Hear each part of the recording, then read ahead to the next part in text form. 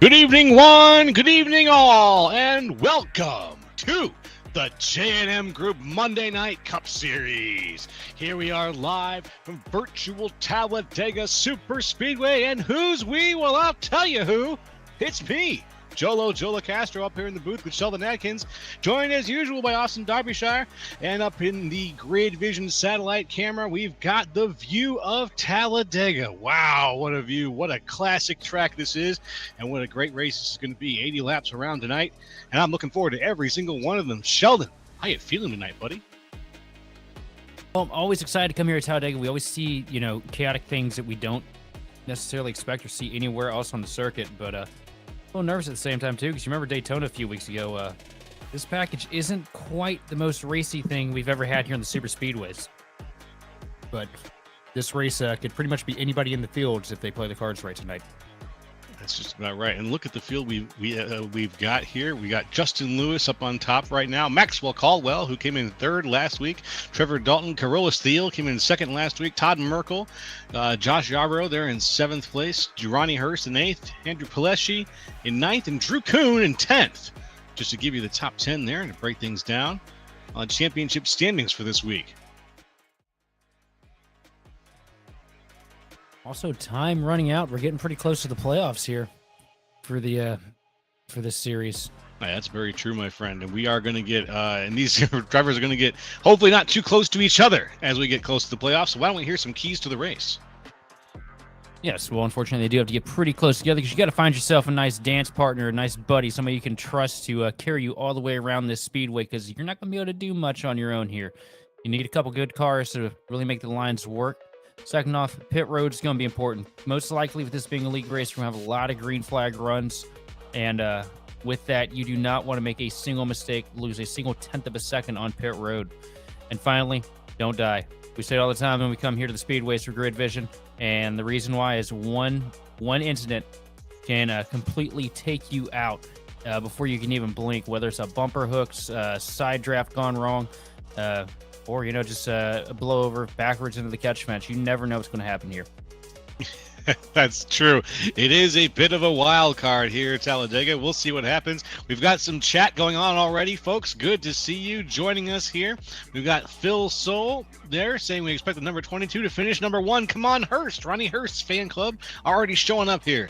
Speaking of fan clubs, we have our own people that we've picked to win tonight's race, and let's see who we've got. Well, myself, I admit I went for the low-hanging fruit, boys, because this is a man who's topped, who is at least almost at the very top of the overall results board for qualifying. That's Cale Peterson. Yeah, last week's surprise winner at Bristol, a great pick there, Joe. I got to go with that 88 machine of Chris Cornett, though. Over here at Superspeedway, Talladega, it always feels like that. Those Dale numbers seem to add about 5 extra horsepower to the car, at least. And down in the truck, Austin Derbyshire says number 3, Wagner. I believe that's Luke Wagner. And let's break it down here on the grid and let you know who's going around and what order they're going to be going in. Ronnie Hurst actually is the pole position sitter right now, having just barely edged out by 1/100th of a second, and barely even that. Cale Peterson, who is sitting in second place there, Cale Peterson. Third is Adam Glatfelter. Fourth, Eric Johnson. Fifth, Mark Kazin. Sixth, Dominic Batts. Seventh on the inside, Drew Kuhn. Eighth, Joshua Yarbrough. Ninth, Todd Merkel. And 10th, Maxwell Caldwell. Rolling off the grid in 11th place, we got Jonathan Casabera with Steve Sabatino in 12th. 13th is going to be Carola Steele with Michael Matta in 14th. Rolling off the grid here, 15th is going to be Justin Lewis with Curtis Soberin in 16th. 17th place is going to go to Adam Lowe with Chris Cornett to the outside in 18th. And running out your top 20 here tonight is going to be Trevor Dalton and Luke Wagner. Moving right along, and Jacob Zala on the inside in 21st, James Nelson in 22nd. Benjamin Smith in 23rd with Nathan Cross in 24th. Terry Litweiler in 25th with Andrew Pileshi in 26th. And last but not least, rounding out the order, Mike Boone in 27th there. Very good, very good. 7-car field here tonight. Pretty stacked for this series. car count starting to pick up here. It always does at these super speedways, so it's definitely going to be interesting because the more cars you have here, the more opportunity you have to build runs. And 27 car field, that's about in the sweet zone when it comes to this next gen setup. Yep, 27 car field, not too many, not too few, but it's here at Talladega. It's a beast of a track. This is a long track, 2.66 miles in length, 4 turns, one of the longest tracks we've got out here. It is Super Speedway, of course. And looks like the number 8 is pulling off there. The 8 of Eric Johnson might have an end of line. I'm not really sure exactly what's going on here, but Eric Johnson has pulled off from the grid, and he's going to fall back to the end of the pack.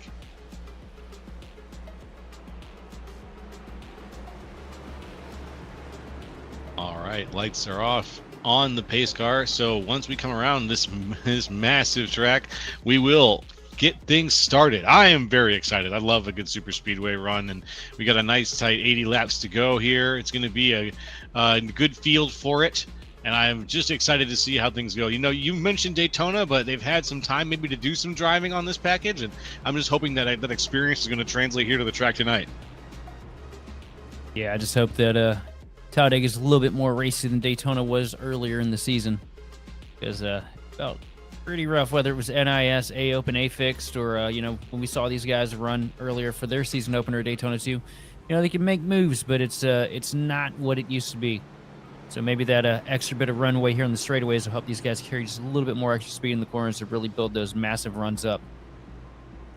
Yes, sir. Yes, sir. And there is going to be a lot of, you can really build up some crazy speed here. You can get that momentum going and ride that middle line and really throw it. So let's see how who saves. Let's see who manages to burn them up, and we'll find out very shortly here how things start at Talladega tonight on the J&M Group Monday Night Cup Series. Folks, we're coming down to the line very shortly here. That pace car is going to be pulling off, and we're going to be getting things started with Ronnie Hurst, Cale Peterson out in front.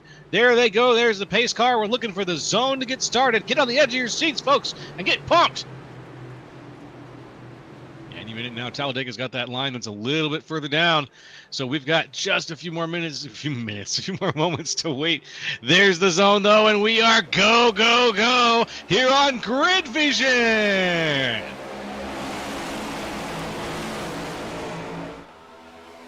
And a good clean start here to get things going. The outside line's starting to get a little bit of rapport, though. Cale Peterson getting good help from that 10 machine of Dominic Batts into 1 and 2.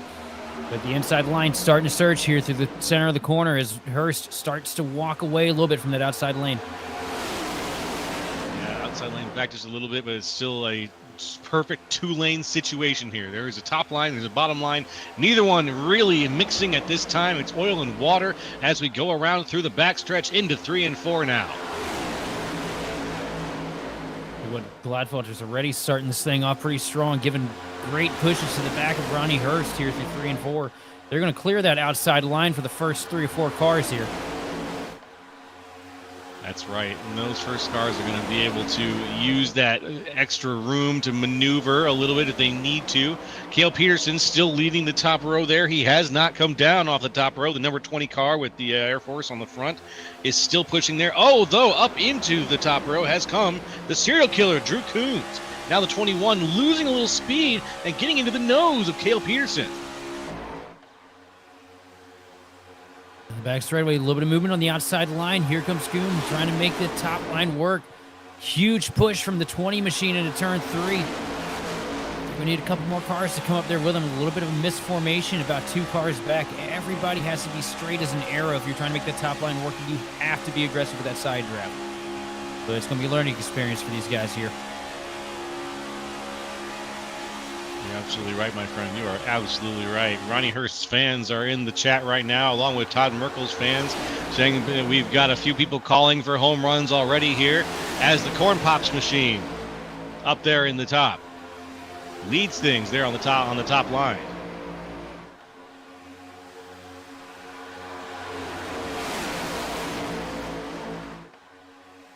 Can he make that work for him, though? It does not look like he's got the speed out of that top line that he wants.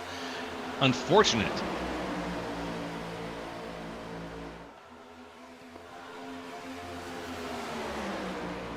Single file starting to be the method here, as you see the inside lane starting to pull away from these guys up top. Massive gap now. About 10 or so cars working that bottom lane, starting to break away from the outside. It's just about those 10 cars there. Leading things off here, we've got a very professional looking group of cars here driving tonight, folks, in the simulator here.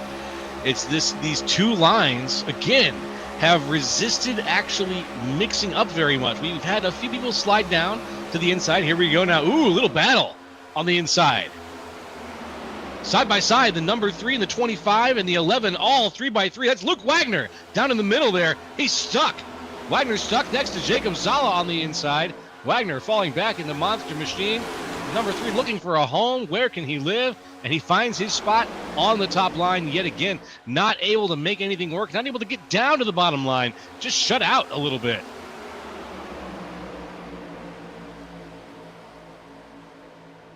Top line starting to surge back up, though. Oh, yeah? And you hear it up at the front. I think it was actually who's the car behind Drew right now? He was complaining about overheating. Peterson was complaining over the radio about overheating. He's been tucked up to the back bumper of that Corn Pops machine a little too long here, and it's really starting to cause those temps to fluctuate a little too high. You can only be on the back bumper aggressive like that for a couple laps before it comes back to bite you. Yeah, that's right. Bubble can bite both ways. That's a very good way to put it. As right now, Corn Pops 21. That's Drew, the serial killer, still making his way through on the top line, just not giving up on that for his speed, for his placement. And right now saying, this is where I want to be. This is a good spot for me. The number 12 down on his inside right now. That looks like it's going to be Curtis Sauberin down there.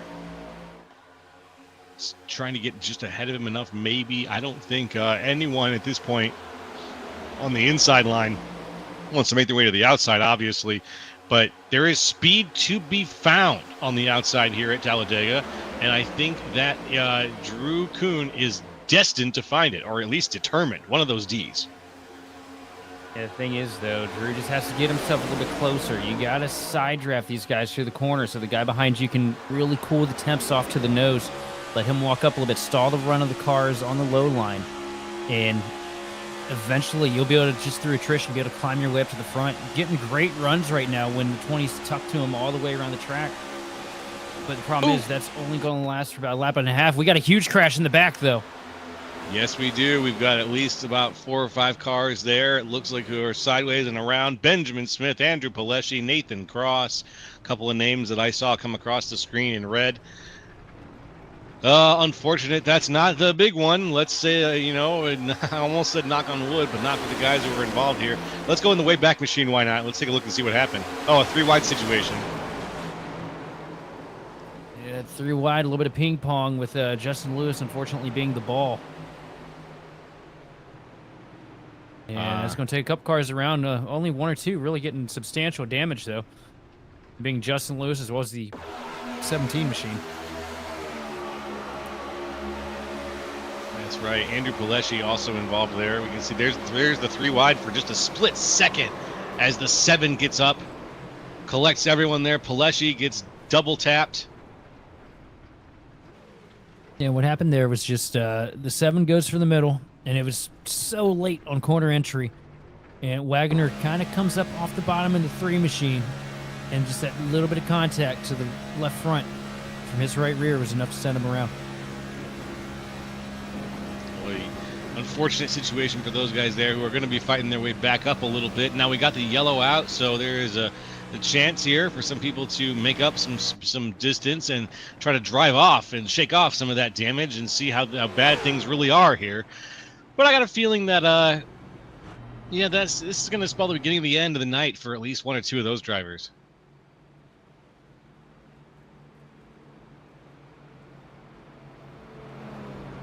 All right, Talladega living up to its reputation already with a pretty good knockaround. Here we go from Cross's point of view.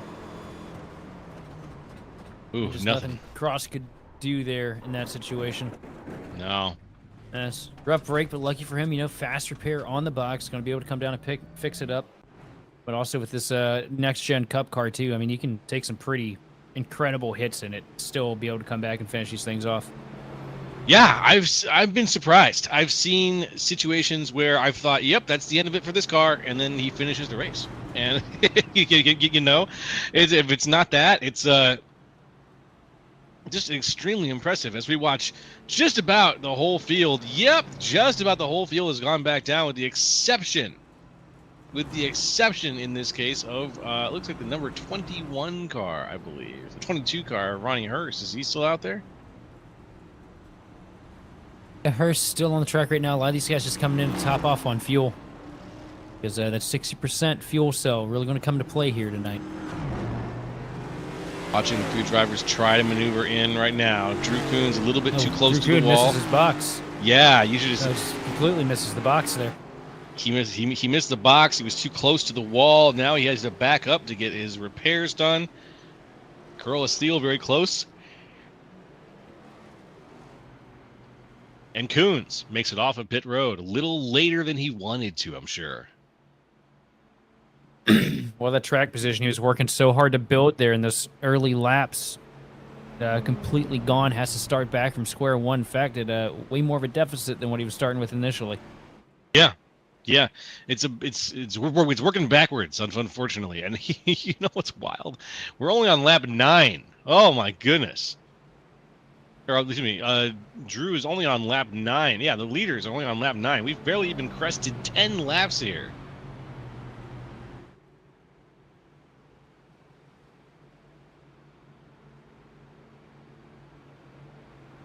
And folks, I hope that you've been enjoying the beginning of this race so far.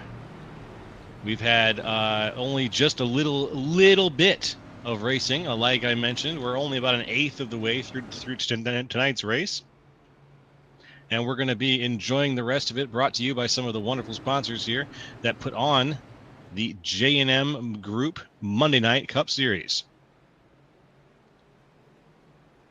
I'm talking specifically in this case about Pinnacle Wraps. You might, pardon me. Whew. Can't breathe saliva. But I might as well try, right? Oh boy. I mean, you did try. I don't think it was successful though. No, I promise myself at least once a month I'll give it a shot. It just happened to be right then and there. Woo! Hot damn.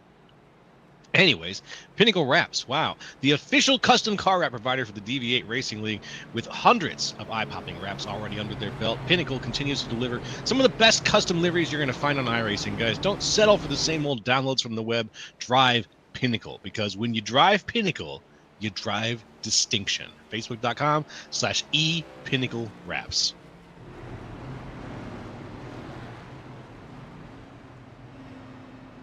Well, the ad read does go a lot better when you don't choke to death on it, so we're glad you're still with us here, Joe. That had been a scary moment for you. Whew. Yeah, ain't going down reading an ad. Not today, I said. Imagine the publicity that would actually give the ad that you're reading, though. That would. Good to the last drop, something like that. I don't know if that's the way they'd go, but it would definitely good enough to die. Definitely end up somewhere on a highlight reel. You'd probably make the iRacing not top 10 for that. Well, let's just remember that Pinnacle Wraps are beautiful, wonderful, and easy to acquire. If you just go to Facebook.com/ePinnacleWraps, you can have one yourself, and then you'll look so good that I might choke again when I see your car.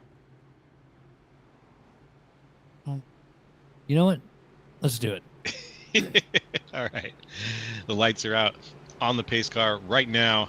Ronnie Hurst out there in the front with Glatfelter in second right now. Those two cars getting ready to duke it out. Adam Glatfelter up one from where he started. Ronnie Hurst still in the exact same position where he began this race, and he has been out there just leading the charge as far as the cars on the bottom row are concerned. So let's see if Ronnie can get that magic going again. lead a nice charge there on the bottom line, and we'll find out if Glatfelter's got more in the tank than Cale Peterson did. There goes the pace car. We're looking for the restart zone here. Any moment now, we're going to get things restarted here at Talladega Superspeedway on the J&M Group Monday Night Cup Series. Hey, you heard the man. Green, green, green. We are go yet again here on Grid Vision. Ronnie Hurst and Todd Merkel getting a really good start there in the bottom lane. The question is, are they getting too far ahead as the 73 starts to get back up to speed here? No hole for the 73 to fill. Just now clears the top, but it looks like he's going to stay in line here. Knows how important that bottom line is to really hang on to track position here with this package. And the bottom line is gaining a few cars from the top line, although Drew Kuhn looks like he's popped back out toward the top line, puts it 3 wide ever so briefly, gets back in line with the top line, back where he was. That's Drew Kuhn in the Corn Pops car. He was leading the top line for a little while with Cale Peterson. Cale Peterson now back in 9th position, a little further back than where he was earlier, still trying to hold on to action in that top line as well. And here comes a big push right now on that top line. We're going to see how fast Adam Gladfelter can get to it. Here is his back bumper is being completely painted by the machine of Mark Kazin right behind him. Very good. A lot of wiggle out of these lines now, though. Oh, almost bump roped him there. That was almost a big moment.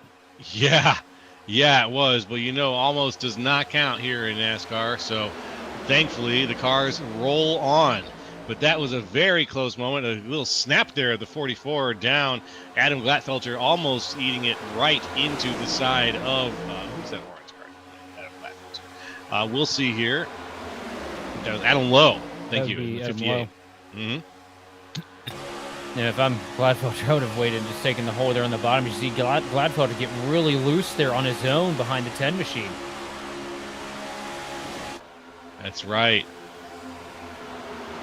Not a pretty look for Glatfelter, but now he's pushing the 10 hard. Very, very close to the bumper of Dominic Botts, who is leading that top row now. Comes Todd Merkel to the top. He's going to cover it and take the run. Whoa! That's going to leave the 22 out to dry and probably going to push Todd to the front here. Question is, does he try to stay low to the 10 machine? The 10 machine sends it up high into turn 3. This is the mark a little bit. That's going to open up the bottom line and get another stab at it to try and clear it off. But they're not connected well enough down low. I think the run on this front straightaway is going to push Todd back to the front here. And Todd just got a cross. Todd just got a shot from the number 10 there, right before they got across the line. I think you were exactly on the money, my friend, about him trying to have him getting enough momentum to hold on here at the top line.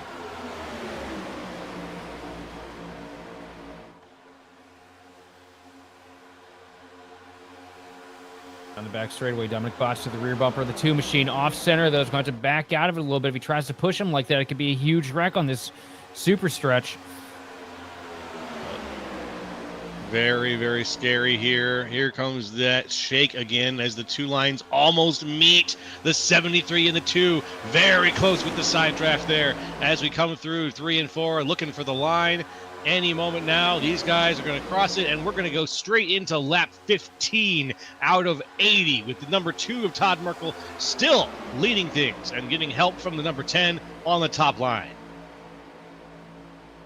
Right now, these guys up on the outside are setting themselves with a bit of a disadvantage, too. If you look on the bottom, you see everybody separated apart. That means these guys are trying to save a little bit, running a little bit less throttle, saving fuel. These guys on the outside line, you see how tight they're packed, Joe? Mm-hmm. That means they're flat on the chip, trying to get as much out of as they can to try and get the momentum to go by. These guys up top running like that for too long, you know, they're going to set themselves anywhere up to about 4 or 5 laps off on the fuel mileage. That's going to play in. That's not going to play into the. Oh no! Number 2 spun around. Oh, the 10 Merkel's gets into around. the 2. Merkel is a spinning top down the stretch into the tri-oval. He straightens it out and he drives out of it, but Merkel has taken a licking.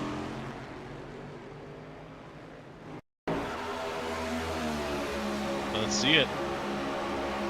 Was it what we maybe expected here? The 10 and the 2 dancing. It's a little off center. cannot get off center pushing with this car.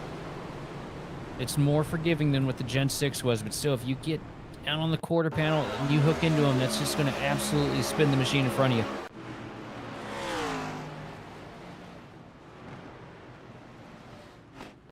All right. Wow, what a spin here. That could have been, you know what, though, I'm going to say, I think that could have been worse than it ended up being for more cars. I think more cars could have been involved in that, but where it happened, how it happened, I think a lot of people got a chance to drive around that. Let's just hope that it only caught up about the 2 cars that I think that we saw involved in it, because this is not, I don't think this is going to be the kind of wreck that's going to take out, a good portion of the field. Let's see how many cars got wrapped up in this. 73, a little bit of contact for the 43, but nothing too difficult for him. Yeah. Like Todd definitely getting the worst end of the stick. Yeah. Todd got spun. 73 got tagged, didn't move, but he got tagged pretty well. Oh, man. And for that to happen way up at the front of the field, too, we got lucky, I think. Or, the field got lucky. Oh, yeah, that could have been a lot bigger than it was, but, luckily everybody a little spaced out here with this package. And there they go. The few people deciding not to go at all. That's who's staying out there. I see Trevor Dalton has decided to stay out, the 27 car. Still cruising behind the pace car. He's going to make up some incredible space here, Trevor Dalton. He'll make up time, but the problem's going to be problem's definitely going to be that fuel mileage, though. You just don't want to stay out and risk it. Because if it works out and you get a caution in another 15 laps or so, you come down with everybody else and, you've shotgun a majority of the field. But if it doesn't come out, you're looking at an opportunity of being the only guy coming down pit road because nobody's going to want to come in with you if they can go a little bit longer.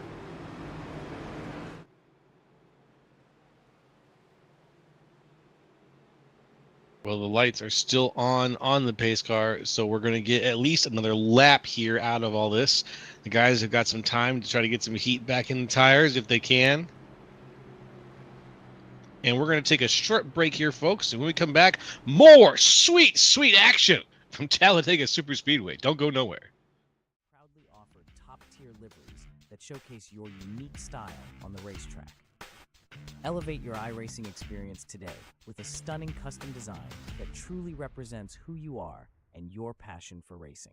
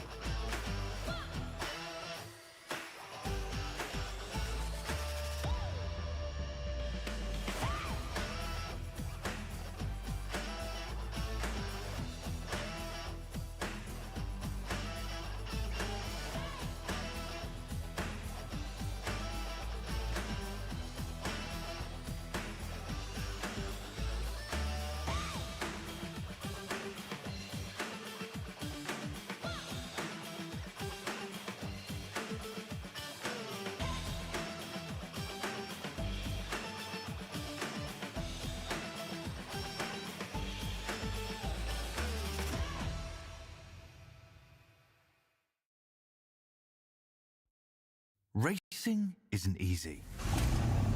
but experiencing it is. iRacing puts you in the driver's seat with the industry's leading sim racing game. Drive on laser scan replicas of the greatest racing circuits from around the world.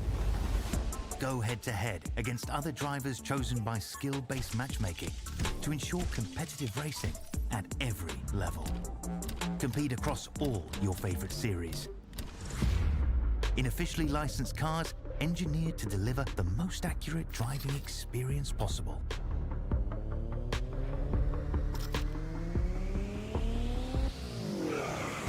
Join a race or host your own with players from across the globe. Race against the computer or in a league with friends. Feel the thrill behind the wheel. Visit iRacing.com.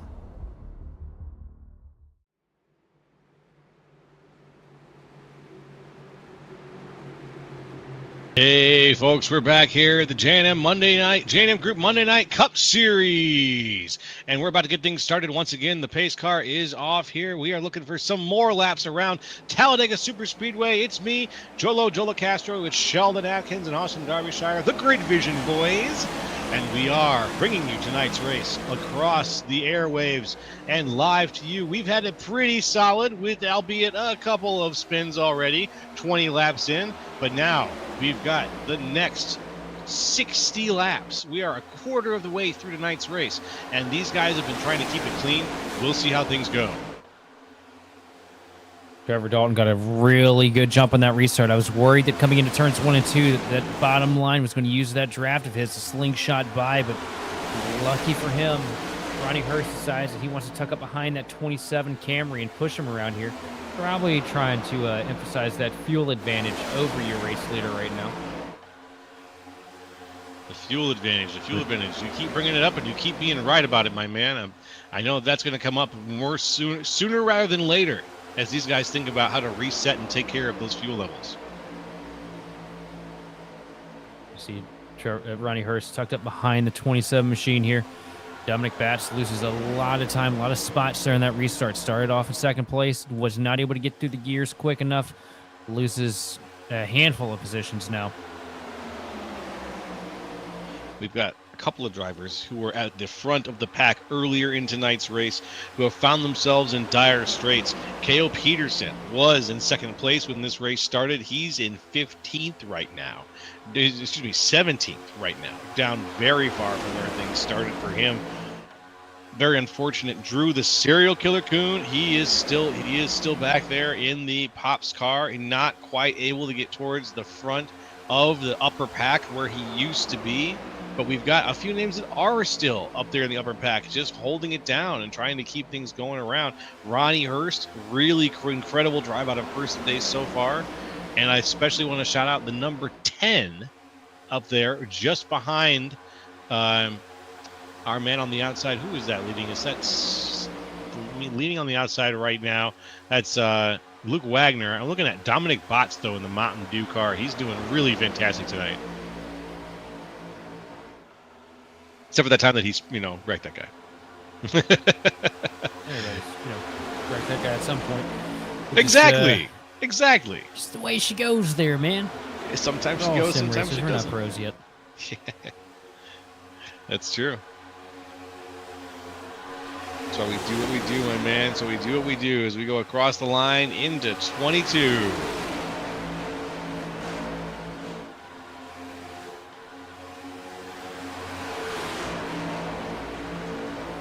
Oh, yeah, let's do that. Let's talk a little bit briefly about what cereal the serial killer is this week. And this week, it looks like it's Kellogg's Corn Pops.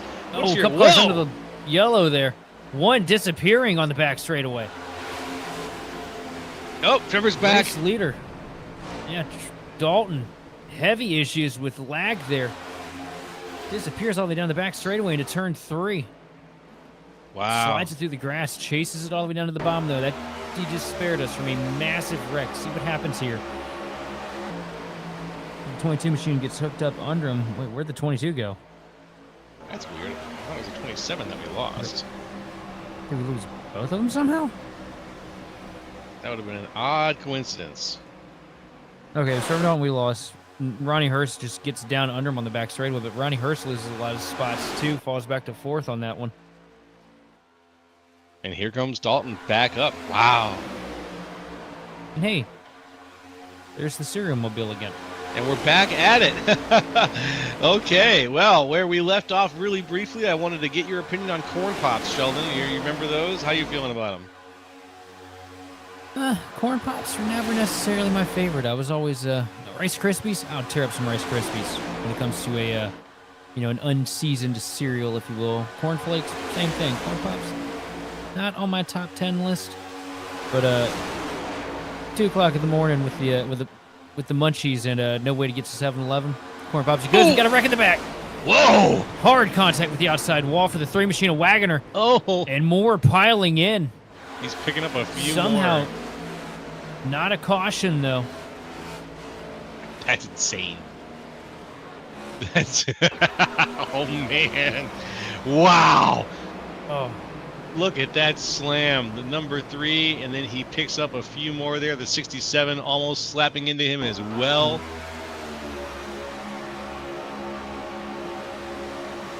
Let's see. There we go. Up into the wall. Wagoner. That's going to be the end of the race for Wagoner for sure. Yes, sir.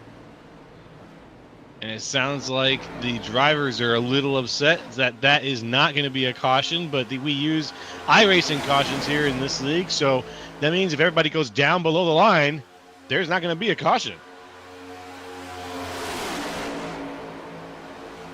I think that's what happened. Oh yeah, that's exactly what happened. I mean, you got what you got now. You just got to ride it out and hope that somebody else makes a mistake, steps on it somewhere.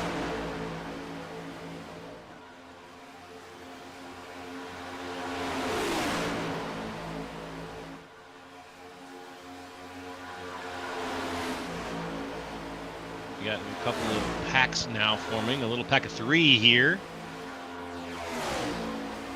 That pack of 3 is trying their best to make their way up. Let's see who's in charge of that pack right now. I think it's Adam Lowe in the front with Corolla Steele and James Nelson in that pack of 3 right now. Right now, lead pack with the few incidents we had there and a couple cars having to fall off to avoid getting caught up in it. We've only got about 10 cars in this lead pack. One of them a lap down. Nathan Cross in the 17 machine sitting there in a 25th position right now, just at the tail end of this lead pack of cars. It's such a wild situation we find ourselves in now. That yellow that never happened really spread out the field. Between that, Trevor Dalton's incident with the internet as well. Yeah. A lot of shaking here. It's going to take a yellow to really restructure this field and get these guys to feel more confident, I think, about where they are. But right now, we're on 27 of 80, going around and around and around, and it's still Dominic Batts out in front. Batts, aside from that time that he spun. Oh, excuse me. What was Big wiggle here on the outside. Here comes Cornette. Don't like that. Trying to take advantage of the checkup on the bottom lane. He's going to put the 16 machine of Michael Matta with him through 3 and 4, as well as the 21 machine of Drew Kuhn. Are they going to be able to make anything happen? We've seen how difficult it is to break up that bottom line, and it looks like it's going to be a little bit more of the same here as these guys start to fall back here through the tri-oval. Just a little bit of fall back here. Just a little bit. Up on the top line, it's just 3 cars, though, and I'm not sure if that's going to be enough. They're going to need to heavily side draft, like you mentioned, and take advantage of that, and they just not getting close enough. Oh, a lot of wiggling there on the bottom again, down the back straightaway. Here comes the 16 machine. Michael Mata going to send it down to the bottom and try to fill the hole between Zala.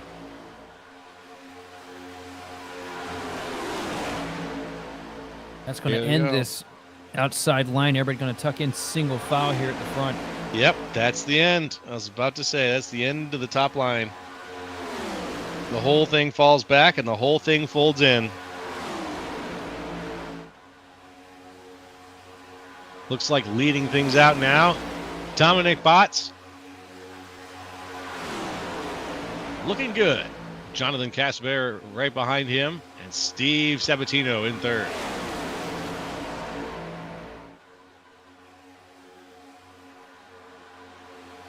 Sabatino putting together a really good run. Haven't mentioned him any this season, but that 43 machine looking pretty stout up there in third place. Also, this is a much-needed strong run for the 12 machine of Sovereign. Been a bit of a roller coaster here this season for him. This could be an opportunity to get himself a win and lock himself into that playoff here in a couple weeks. Could be it. That's a good way to look at it. Fingers crossed for him. In fact, hang on a couple weeks. I mean, at the end of the night, because this is the cutoff for the regular season playoffs starting next week at Charlotte Motor Speedway. Ooh, battle for the belt. Heats up. And there are only 10 drivers that are going to make their way into this first round. Only 10. It's a good competitive field. Folks are going to make a really solid impression this season, I got to admit. Up to the outside, Chris Cornett pulling Drew Kuhn with him, trying to make something happen again here. They need way more cars up there with him, though, to make it happen. I just don't think there's enough cars in this front pack to really make it viable. Kuhn's really trying hard to give the push back to that number 10. Or, sorry, not the number 10. Chris Cornett, number 88.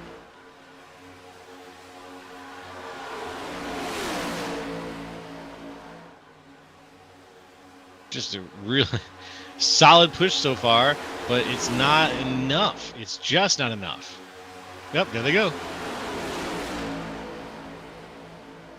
Just so difficult to make that outside line work, and it's pretty miserable for these drivers too, especially when we came here in the spring. It felt like you could make any lane work if you just had, a car or two with you. Now you need what feels like an act of Congress to make the top line roll here. A little bit further back, 11th place. This is that second pack. This is Adam Lowe, Nelson, and Thiel desperately trying to tag back onto this front pack, but losing time. More laps to run here.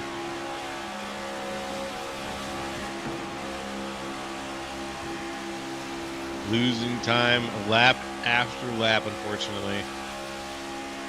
Here we are on the back straight. A couple cars deciding to join us here on the back straightaway. Maxwell Caldwell, Justin Lewis, Andrew Pileshi. There's Pileshi now in the 81.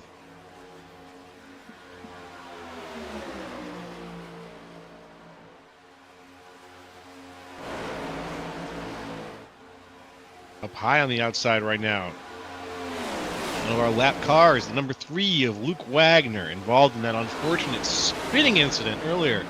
He got spun by Dominic Botts. Tom Merkel, excuse me. I was thinking of the number 2. And he was spun earlier, causing one of our yellows. Very unfortunate there. Could have been a lot worse, though. Was able to get the car back down pit road and fix up a majority of the damage. Not taking the faster pair early here tonight from Talladega. And just lucky to not catch any sizable damage out of the deal. But definitely not helping us race out much. Look at the front of the pack. It's still Botts, Casabert, and Sabatino holding up the top 3 with Sovereign and Hurst rounding out the top 5. That line goes all the way down. Who is at the end of that line? We've got such a mixture of cars on the top lap right now. On the lead lap, I should say. It looks like Terry Litweiler is back there in 10th place. He's kind of at the end of that pack, if you don't count the guys who are mixed in.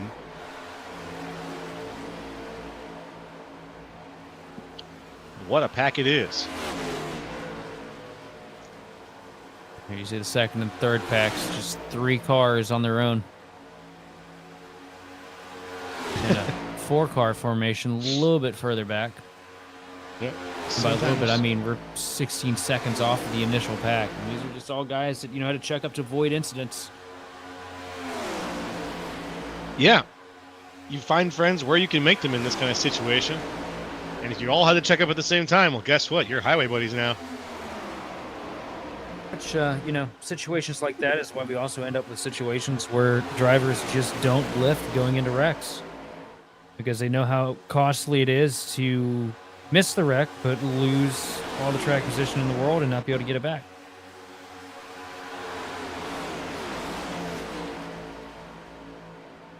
I wouldn't lift here at a super speedway. That was supposed to be a place where we can keep it down. Ideally.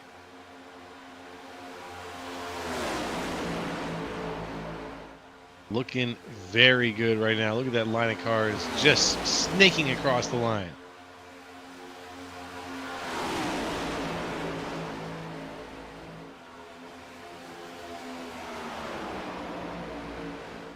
At some point here in the next couple laps, I imagine these guys are going to come down and start firing off pit stops. Yeah, we'll see. It's going to happen eventually here. Like you said, that fuel strategy is going to come into play, and folks are going to start to reveal their hand, and that strategy is going to mess up this order even further. I'm kind of excited for it.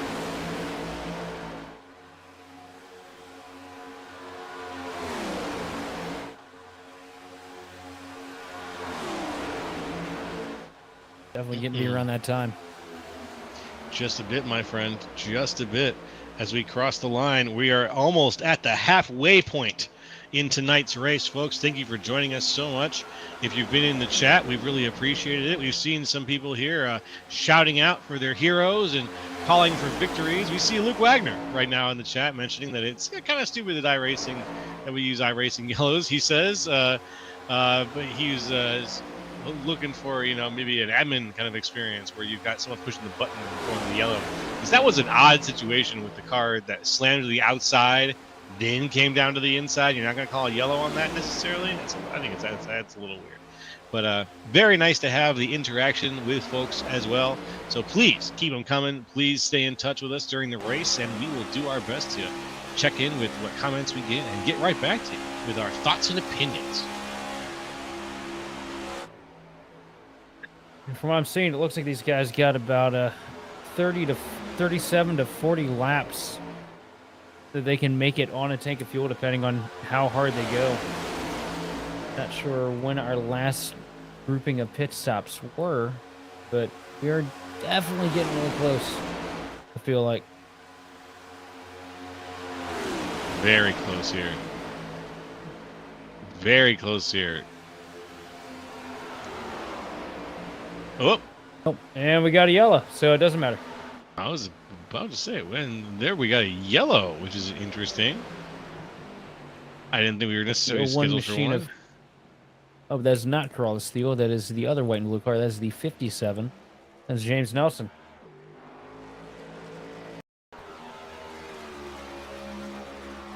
Let's see it. Oh. Yeah. A little bit of an off-centered hook from the 01 machine of Corolla Steel. It's going to send the 57 around hard into the outside wall. I was about to say, Corolla Steel was there.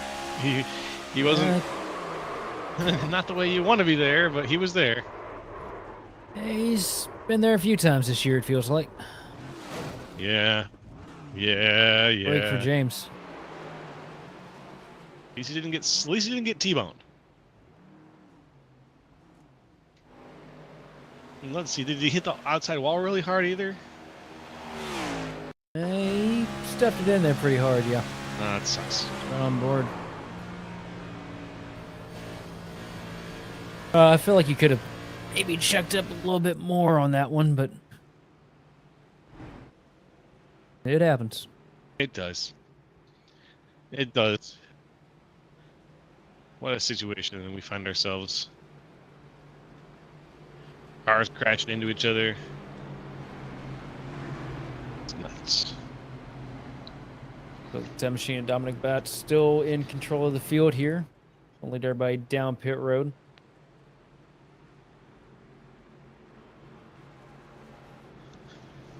Worked out for a majority of these guys, but some cars did come down and pit there in the last handful of laps. So definitely not going to be happy that caution came out when it did.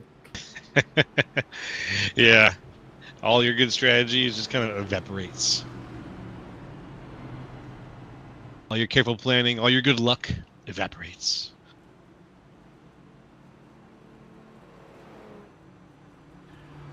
Very unfortunate. And here they all are. But yet again, we got someone staying out and saying, no, no, no, no, no, not me. I think it's Nathan Cross is still out, and so is Trevor Dalton. Yeah, Trevor Dalton staying out. Just pit in the last handful of laps, 5 laps ago, according to our live timing. So probably just stayed out, try to get a lap back here.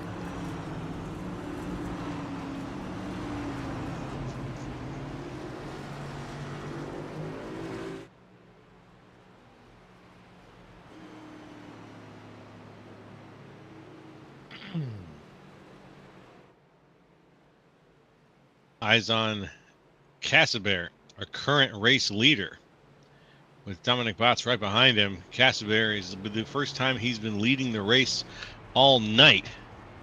He is up double digits from where he started. Just an ambitious drive, staying alive over the course of the evening too, dodging wrecks from the front and staying ahead of wrecks in the back.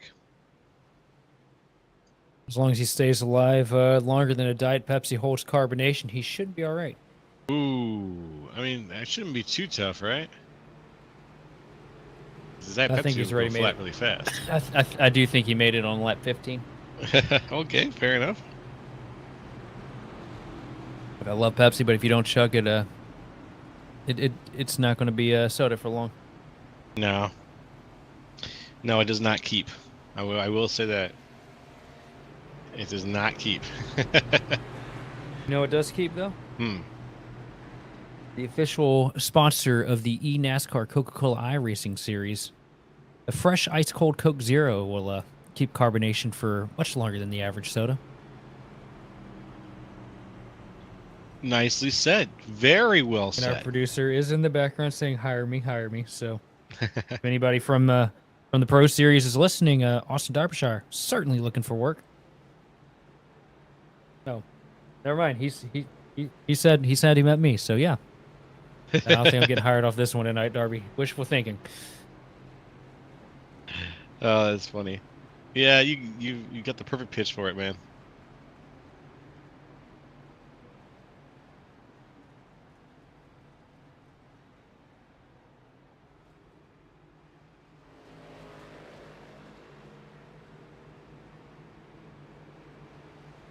eNASCAR. Yeah, that's someone to say. eNASCAR iRacing Series. Coca-Cola. I feel like when they came up with the name for the eNASCAR iRacing Series, they just had Yoda say how they would say NASCAR iRacing Series.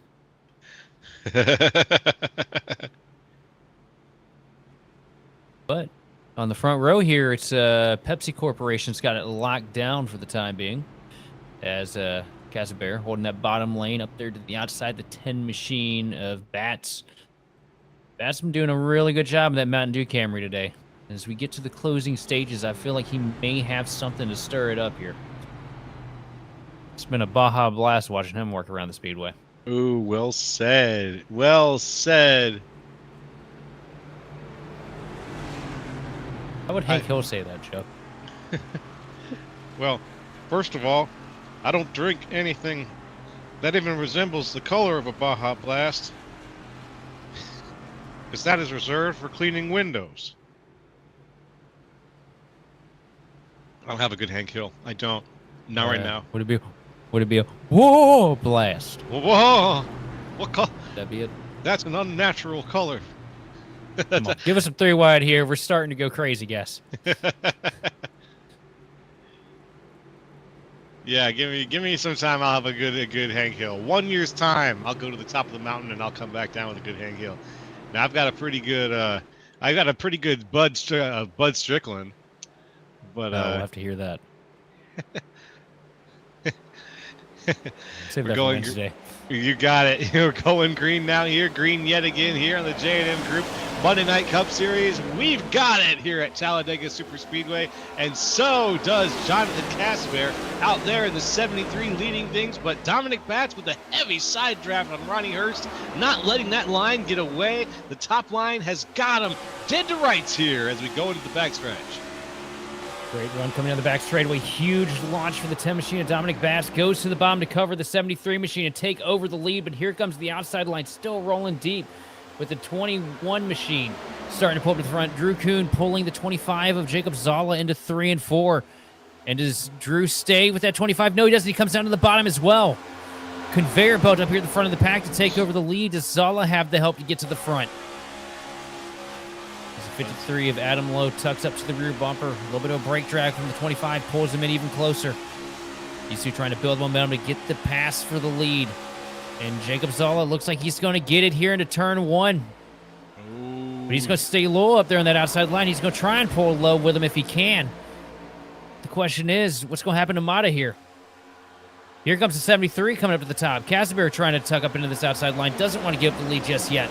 But here comes a huge run down the back straightaway for Jacob Zala and Adam Lowe. 3 wide. You asked for that earlier. Look back a little ways. Andrew Pileshi is putting things 3 wide right now. With Corolla And Adam Steele. Lowe's going to leave Zala out to dry. Adam Lowe leaves Zala out to dry, goes down to the bottom and takes over the inside lane. Here comes Michael Matta trying to push the 25, but these guys are going to be hurt from momentum for a little bit here until we get into 1. Yes, they are, and people are looking for 3 wide situations here. I'm seeing cars make the maneuver and try to get there if they can. Right now, high on the outside, it looks like it's the 22 of Ronnie Hurst.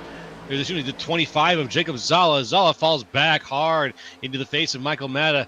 22 of Ronnie Hurst, though, he's on the inside. He was our race leader for a while here. He's our pole position sitter. He is just trying to stay alive in a very, very dynamic and fluctuating lead situation here. And Drew Kuhn's going to come to the top now, take the lead, the outside line away from the 10 machine of Dominic Batts, and then dive back down to the bottom and take the lead away from Adam Lowe. The outside line hurting now. Just 2 cars locked together up there. There's been too much movement. No, a little bit of contact at the quarter panel here. They're touching in the front straightaway. 3 wide at the stripe. Oh my goodness, here we go, 25 right up the middle. There goes Zala. He takes the spot. Oh, and Drew Kuhn back very far back. He ends up getting into the nose of the 73 of Casper. Has to fall back a little bit after taking the knock. Dominic gets hung out to dry. He's stuck in the middle. Oh no! Oh, that's bad. Dominic Batts stuck in the sucker hole, going backwards here now. He'll lose a whole bunch of time. The desk over the door. Here comes Jacob Zala around the outside with heavy help from the 21 machine of Drew Kuhn. It is Kuhn and Zala working hardest on the top line right now. The bottom line breaks up. Just a little bit. And here comes Zala. He doesn't want the top line anymore. He abandons Drew Kuhn, leaves him and says, thanks for the push, bud. I'm going to the bottom line. Yeah, Zala tried to help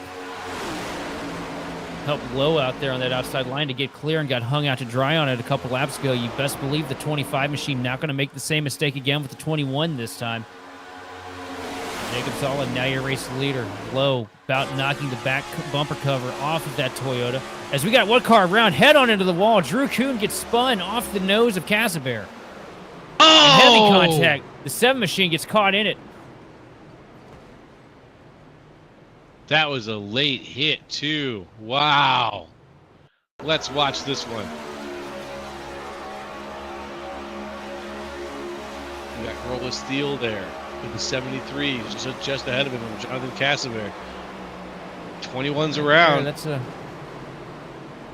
Oh. Wow. So that's a third car pushing scenario there, I feel like. Push it back. Right on board with Justin Lewis here. Comes down the back straightaway. Everything's clean and green. Sees a little bit of smoke up the top. And then, boom, confetti. Yikes. And it's been a rough night for, I believe it's the points leader coming into this tonight.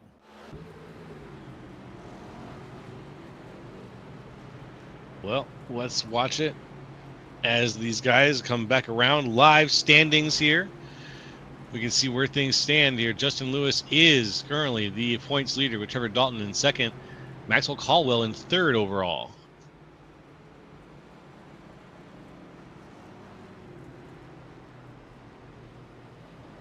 That was a mean wreck. Still not quite the one that takes everybody out, but the more those happen, the closer that gets. Now we're on lap 47 of 80. We're approaching the 30-lap mark in tonight's race.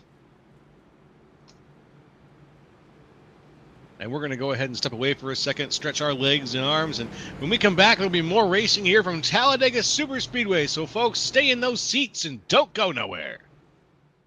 Proudly offer top-tier liveries that showcase your unique style on the racetrack. Elevate your iRacing experience today with a stunning custom design that truly represents who you are and your passion for racing.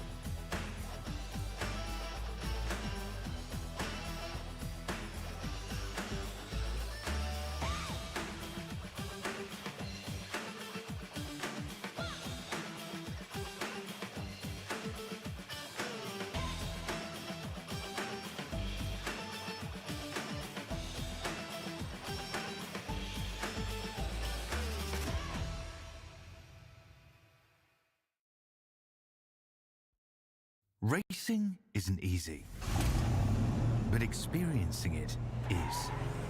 iRacing puts you in the driver's seat with the industry's leading sim racing game. Drive on laser scan replicas of the greatest racing circuits from around the world. Go head-to-head against other drivers chosen by skill-based matchmaking to ensure competitive racing at every level. Compete across all your favorite series. In officially licensed cars, engineered to deliver the most accurate driving experience possible.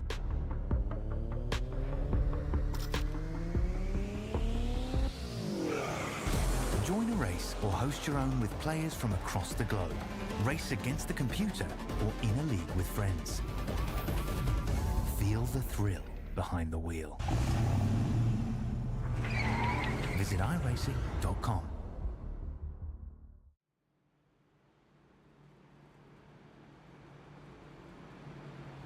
Howdy, folks. We are back here in the booth with the J&M Group Monday Night Cup Series. It's me, Jolo Castro with Sheldon Atkins and Austin Derbyshire, Grid Vision's best and brightest, bringing you the race from Talladega Superspeedway. We're going to get things kicked off again very soon. Going through the backstretch right now, it is Ronnie Hurst, your pole position sitter, back in first place. This time, though, with Joshua Yarbrough on his outside. An interesting twist of fate. Now we're getting Josh Yarbrough up here. We haven't had him leading this race yet so far, so we'll see how things go as we get ready to restart things on lap 50 here at Talladega Superspeedway.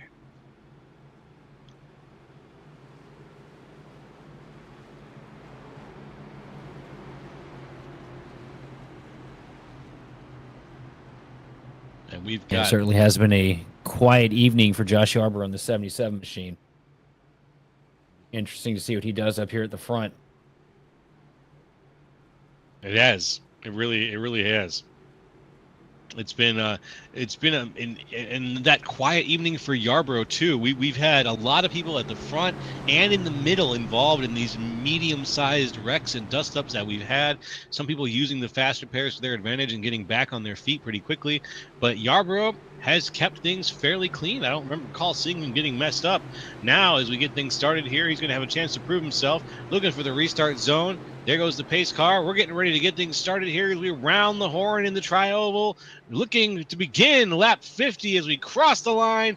There we go with the green flag. We are green yet again, and on the outside, Jacob Sala does not seem to get the memo as he slowly starts the race and is tucked in way behind Yarborough, who's already down on the inside line. Yeah, Yarborough really didn't have any help on that outside line on that initial restart. Everybody was just so tapered back from the 77 machine. So kind of destined to fail before we even rolled through the restart zone, but field still in the hands of the 22 machines. You see the 10 machine of Dominic Botts try to make a move to the outside. The momentum does not stick, though. 10 machine going to have to wait for this 25 machine of Zala to get to his back bumper, but Zala's going to leave him out to dry, and it doesn't matter because Botts is going to go low. Now Zala's stuck on the outside going backwards. Oh, we got three wide situation already here. It looks like Chris Cornett is there. He has a brief contact down on the inside with Dominic Botts, but he survived it. Corolla Steele now into the bumper of the 88 car. Will he? Second time he's tapped him here. Doesn't quite spin him, though, into the first turn. Let's see what happens here with the 0-1 behind the 88. Oh, man. Two-car tango on the outside line. Off center, though. He's got to be careful. He's got to get the center of that nose to the back bumper of the 88 machine. If he gets to the quarter, he could have another incident like he's had a couple times here tonight where he gets somebody turned around here. I don't think Cornett's the kind of guy you want to tango with like that. No, sir. And again, Thiel is really driving the tires off that one car, keeping it very close in the car in front of him, but it's not quite centered. Again, we're looking for that perfect centering. There we go, a little bit better. And the car ahead of him, Chris Cornett, has been really working hard to make sure that the little bumps he is getting are keeping him straight and aligned. In fact, he's had enough. Down to the inside goes Cornett. Yeah, he was definitely looking forward to getting down to that bottom lane here to cover the 22 machine. Chris Cornett, your race leader here on lap 52 as he worked on the Talladega super stretch. Oh, a little bit of contact there. 27 machine of Dalton gets the 0-1 of Thiel squirreled up down the back straightaway. They're going to lock bumpers here, and Thiel's going to have a huge run coming into turn 3, but is it going to be enough to do anything with against these leaders? Let's see. Not quite as you see it stall out there into corner center. And Thiel really close to the door of Cornett, going to pull a heavy side draft off of the 88 machine down the front straightaway, and that's going to open up the opportunity to come to the bottom and clear. Let's see if he has enough room, though. He doesn't yet. He can't close the door right now, but he is going to have it now as the 27 behind him. Trevor Dalton gives him the push. Let's see if he goes down to the inside. He does with the 27. Down to the bottom of the track, the 0-1 machine of Corolla Steele leading here on lap 53. The outside line kind of broken up right now, but a huge run for Lowe. Goes down to side draft, but ends up side drafting himself. It's a situation that you got to be careful of as he loses a little bit of time now, as you see Zala trying to push him through 3 and 4. Into 3 and 4, looking for the line. Thiel leads this race across the line. I think this is the first time he's crossed the line in first place tonight. I think I'm right about that? Yep. Yes, sir. Oh, wiggle out of Thiel. Not sure if that was from Here Dalton comes helping Ronnie him Hurst. or what. Here comes Ronnie Hurst with a huge move to the outside.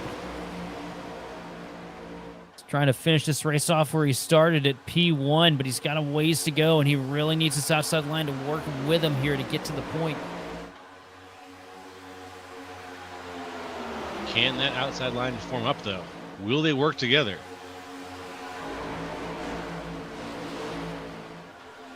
They're certainly going to try. It's just mixed levels of success depending on who's up there. You know, some people are a little bit better at making that outside line work than others. Some people are really good at being aggressive pushing, some not so much. It's just, it's like any other skill set here on iRacing. You really got to get practice. You got to build confidence with it. Yep. But you also got to be careful because we've seen bumper hooks today, and they are nasty. And as we get into the closing stages of this race, you just open up that window for it to be more likely because everybody's going to be pushing a lot harder.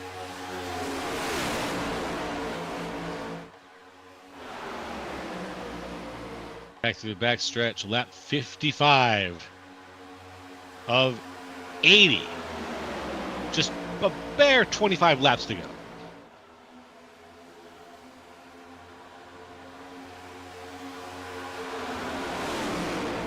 Laps are definitely winding down.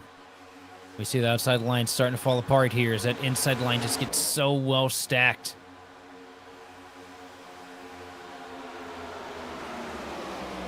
This line of cars down on the inside has been getting longer and longer as more drivers find their way into it to find their way home. And now on the outside, it just feels like you're wasting your time a little bit trying to make that work. It's like trying to make, trying to force a meme a little bit, as they say. Oh, the 25, very close to the inside of the 22 of Hurst there. Hurst falling back even further now, back 11 positions. What is going on with Ronnie Hurst? It's just the ever-revolving door here. And once you get up on that outside line, if they stall out, a little bit of contact there, 3 wide, Dominic Batts and Zala. Making contact through 3 and 4. That was almost a thing with a capital T. It certainly sounded like it over the radio. It did, didn't it? Not exactly the kindest words, but you know what? He was there, and it was hard to deny that, he wasn't. You couldn't drive your car through his car. So I'm kind of standing with Zala on this one, just a little bit.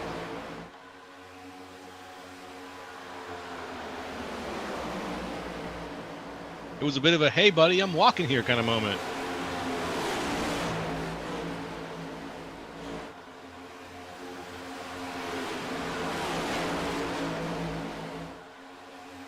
Here through the field now, just about everybody single file under a blanket here for your top 15.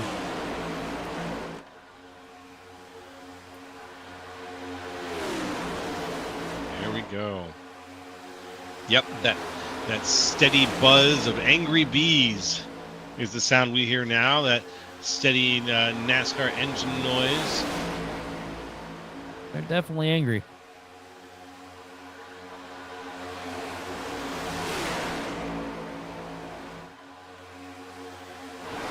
I promise you that. Yeah. We see Dominic Batts trying to make the outside line work with Jacob Zala in tow. Right there at the tail end of it, the pole sitter Ronnie Hurst trying to get back up to the front. And let's see if Hurst can pull this off. I think it's going to be a tricky one for him, considering that where he was at the top of the leaderboards felt like it was built on, I don't know, not false pretenses, but he was clearly very fast. But this is a different skill set now. This is convincing people that you should be the top. You should be somewhere on the leaderboards, rather than just driving it and showing it.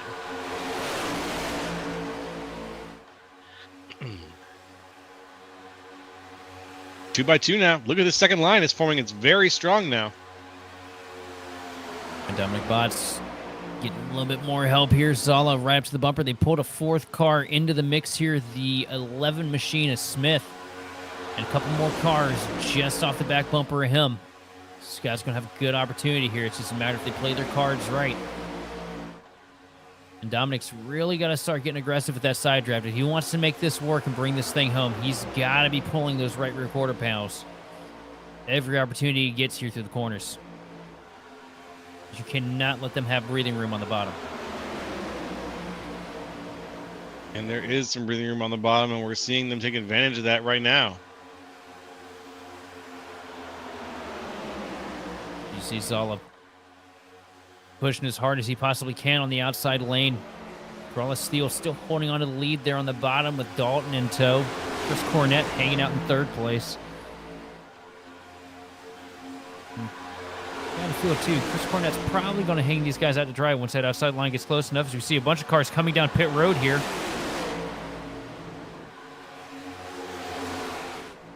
Final stop of the night. Corolla Steel goes off into the grass. Ooh. Was he speeding there? Heavy lockup on the 01 machine. Yeah. Ugly.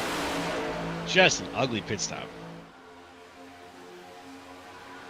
Gotta be really careful about that too. They did make it more sensitive pit road speeding with this new update to the UI.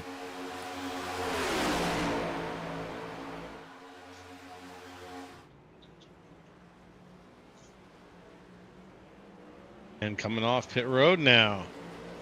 A couple of different names we see. You see Casper leading the charge off pit road. I did not see Thiel rolling yet, so potentially a penalty out of him.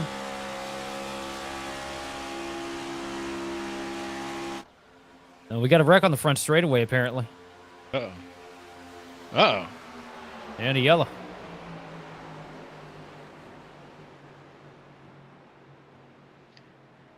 Here we go. Back on the replay. We'll get the pit entry issue here.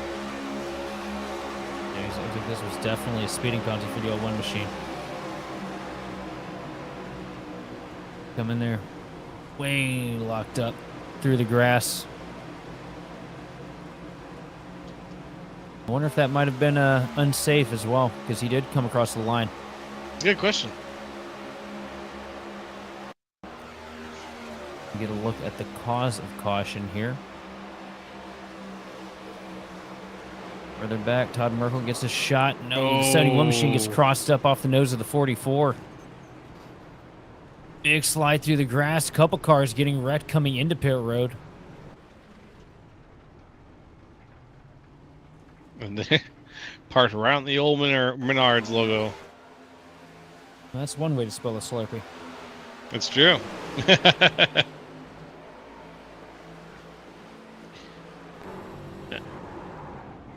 Surprised I didn't, take another look at the cars involved in that, because I was just, I don't know, is everybody going to be able to get back on the track? That's kind of what I'm thinking about. On board with Terry Litweiler, and just a little bit of contact there from behind sends him up the track. At that point, he's just a passenger once the car slides out like that. Yeah. You can turn the wheel, it's not going to do anything.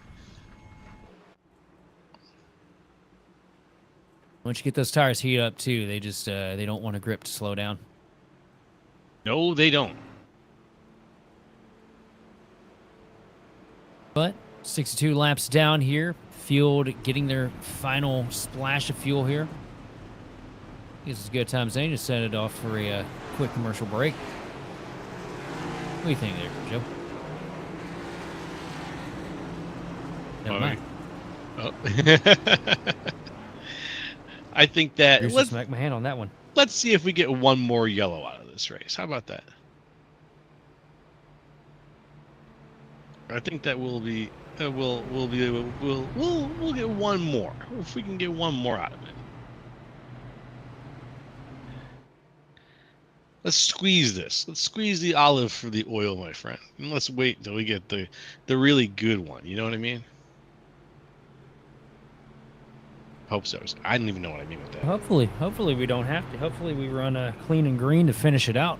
That would be nice too. I accept.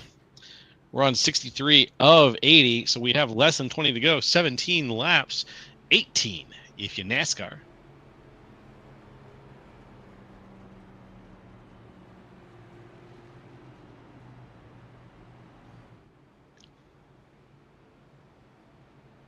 We've got it here. This is it. P1 or bust. We've got some more people chanting, "Let's go, Ronnie!" For that Ronnie Hurst victory. We got eyes on a few drivers here. This is James Nelson in the 57. Had a bit of a dust up earlier tonight.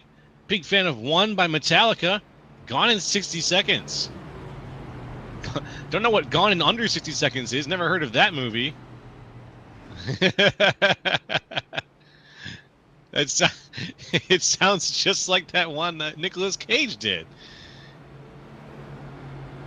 I got to give some of the drivers a little bit of trouble when that kind of stuff happens here. You know what I mean? And here we have Michael Matta in the 16. Favorite driver, SVG. Van Ginsberg, not bad. Sheldon Creed is...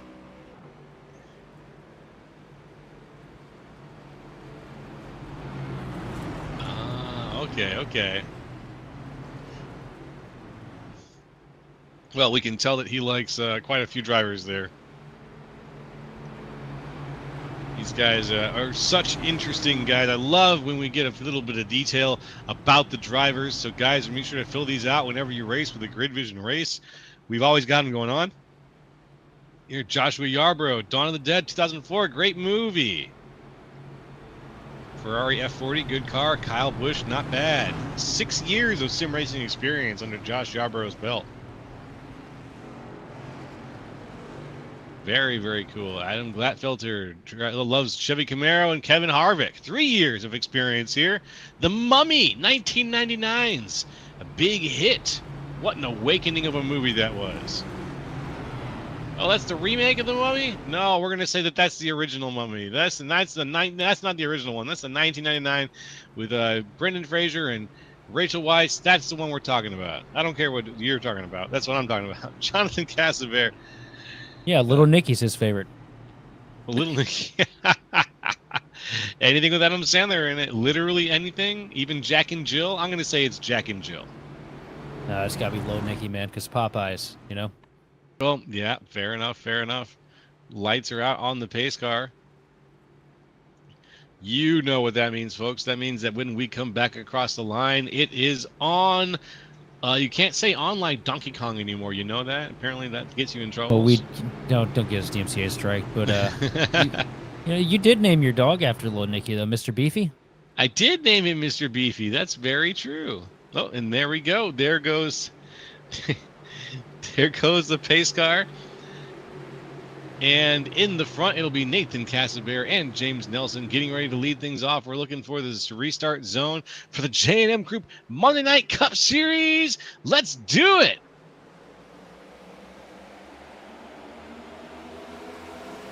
What a launch. High on the outside. Very good launch out of the 73 of Nathan Casabear. He's going to be a car length ahead of the 57 on the inside, James Nelson, but the 57's creeping up just bit by bit. And I think that the Casabear is more likely to jump down and try to cut that off than to let him get past at this point. So let's see how this plays out. Jonathan Casabear with a lot of help right now from the 58 machine low. Careful though. Three wide. Bouncing off each other pretty bad coming into turn 3. Raw Steel keeping his foot in it there. About to have the back tires lifted up off the 58 machine. But they're all going to clear coming out of turn number 4 and take the bottom lane. And all around gets the 58 machine a low off the nose of Thiel. Huge crash on the front straightaway. What caused it, though? What caused that wreck? With 14 laps to go, we have another yellow, and let's get a quick look at that before we do take a step away. We get one last stretch of the legs here. It was the one. Well, it wasn't. I'm not going to throw that one entirely on the O1 machine. He wasn't lined up the way he needed to be coming out of turn 4. But he did have a lot of help from behind, though, too. That's just a case of, we're in the final stages. Nobody's going to let the 57 machine, and Nelson gets into the back of the O1 machine ever so slightly, and that's just enough to send him into the 58, and send the 58 hard on into the fence. You see, Drew Kuhn just desperately wanted to be caught up in one more wreck tonight. Anything he could do, right? Anything he could do to get involved in just one more.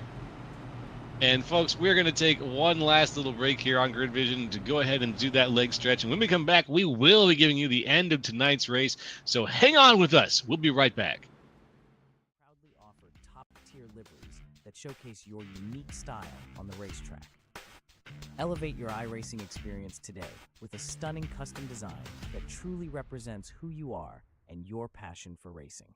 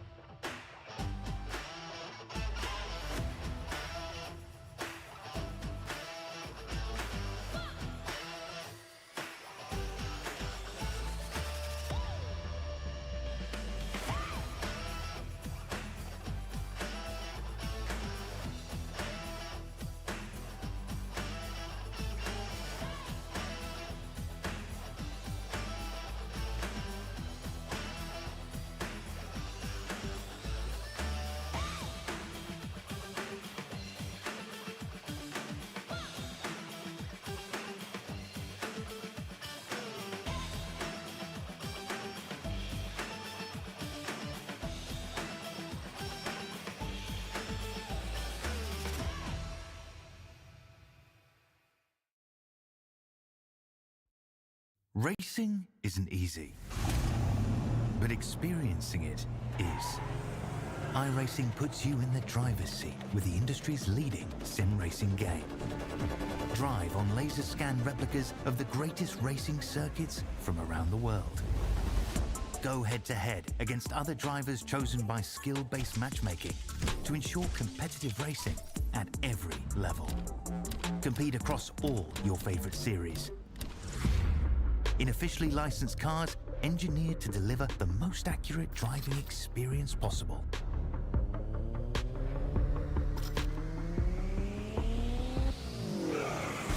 Join a race or host your own with players from across the globe. Race against the computer or in a league with friends. Feel the thrill behind the wheel. Visit iRacing.com.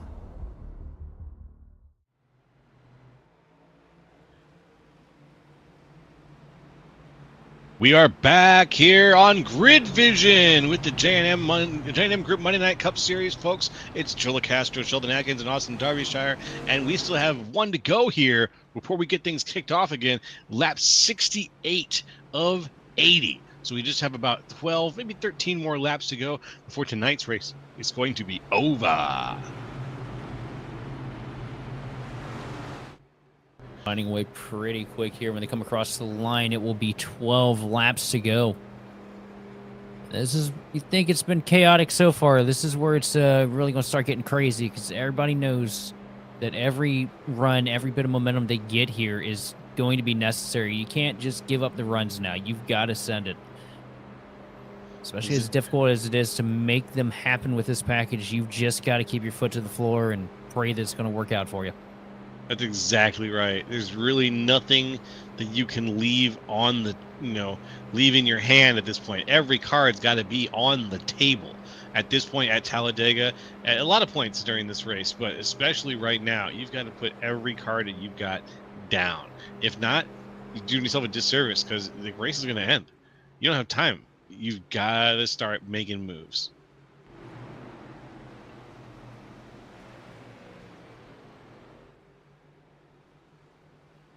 Here we go, round the big curve through 3 and 4, looking for those grandstands, and any moment there the pace car will be off, and we will be kicking things off again from Grid Vision straight to you. There goes the pace car. We're getting ready. Coming around through the tri-oval. Here comes that zone. There it is. We are green yet again. Here we go with the finale, hopefully, of tonight's race here at Talladega Superspeedway. A good launch there on the bottom lane for the 73 machine of Gazabear. That outside line is going to be hung out to dry here pretty quick. It's just about everybody pulls off the back bumper. The 01 machine of Corolla Steel. Jacob Zolla going to get to the back bumper, though, try and make something happen with that top line. But right now, it's a breakaway on the bottom as everybody tries to set themselves up here for the closing laps. One car way below the apron, almost 3 wide down the back straightaway. Almost 3 wide, almost 3 wide. Looks like they really want that back there. They're chopping it up a little bit. It's getting crazy. It is 3 wide. Dominic Batts. 3 in the middle now. Here comes Lowe. You got Batts, you got Merkel. Both of them right now are right in the center of the pack. And huge momentum coming to the top line. Big push from the 94 machine of Caldwell to the back of Zolla, which is going to push Corolla Steel up there a couple of spots. And you see Batts now sending it all the way up to the outside line up against the fence. Don't know if 3 lanes is going to work at Talladega, but these guys are definitely trying it here. Yeah, they are. Oh, Corolla Steel sideways off the nose of Zolla. Huge crash on the back straightaway. That might be it. That might be the big one here at Talladega. Yeah, it sure is. Yes, sir. We've had the big one with just 10 to go. We finally got it.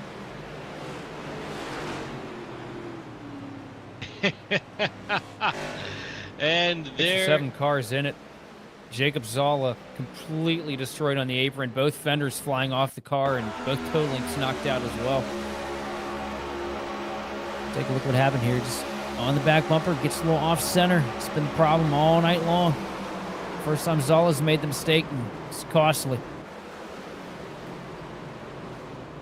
Huge crash. You see low, hard hit to the inside wall. Sovereign got tangled up in it.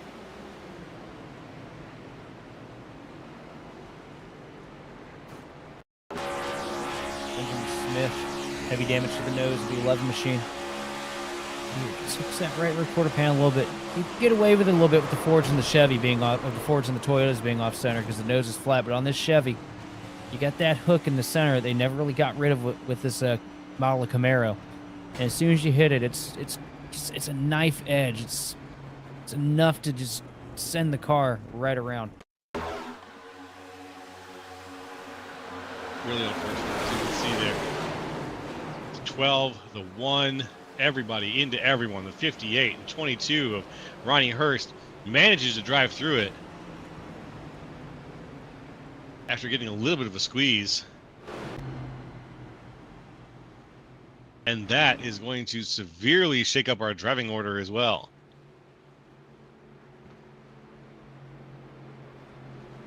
It's going to set our top 5 here for this next restart with Casaber leading over Mata. Dalton finds himself back in 3rd, followed by Gladfelter and Peterson, last week's winner of Bristol.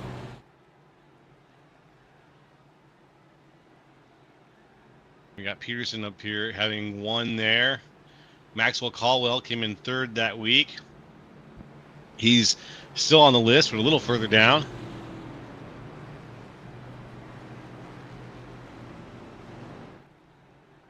And right now, the 1, 2, 3 looks like it's going to be Jonathan Casaber, Michael Mata, and Adam Glatfelter. Across the line, at least 2 more to go here. So people have taken this opportunity to pit the car, get it ready for that final run.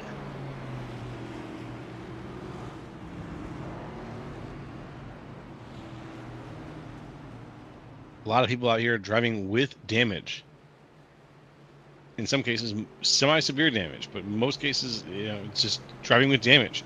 Getting knocked into, getting pumped around, whether it's on the front or the back. Nowhere was safe. I don't know. There isn't a place safe at Talladega.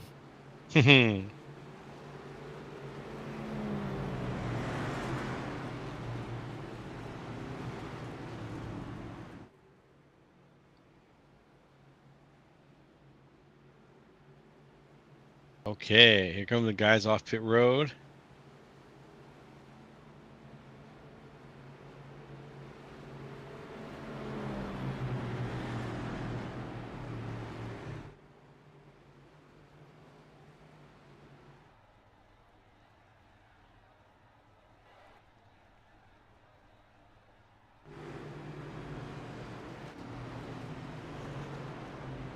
Well, Joe, it's been an interesting one, hasn't it? My man, it really has been. It's been ups, it's been downs. We've had a lot of racing. We've had a lot of cautions. It's been a bit of a Talladega experience overall, I got to say. It's the kind of thing that leaves me thinking, these super speedways, they can be a dangerous, dangerous mistress. They can really, really take the wind out of your sails 1 minute, and then the next minute you're thinking, wow, this is some intense side-by-side crazy man racing. And I think that we've had a little bit of all that tonight. Yeah, it has certainly been a chaotic one, for sure. I jinxed this at the start of the night, mentioning that, I expected this to be a low drama, low caution affair here at Talladega, based on what we saw with these guys at Daytona, but they have proven me wrong every step of the way. I think that's all right. You're getting proven wrong in beautiful ways. Sometimes it's good to be wrong. I guess not in this case, though. A little less chaos, but hey, sometimes you get that here. Oh, every once in a while, yeah. And it looks like the lights are off in the pace car, so we are on the 1 to go stretch here. Jonathan Casaber leading things off with Michael Mata this time. It looks like Casaber chose the outside for his restart, and Mata's going to be on the inside.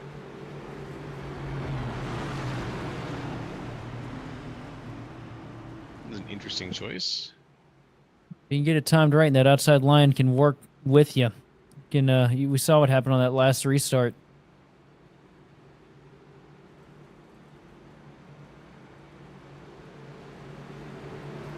This comes down to who you trust to push you more Yes. through the restart zone. Yeah. That push to the restart zone, man, that's freaky. That's such a freaky moment. I couldn't tell you, I mean, I wouldn't trust myself to be the pusher, much less to be the receiver. It's just, it's a scary moment when you're trying to maintain your place in a race, and then you start into the pushing, and eventually someone's going to get spun.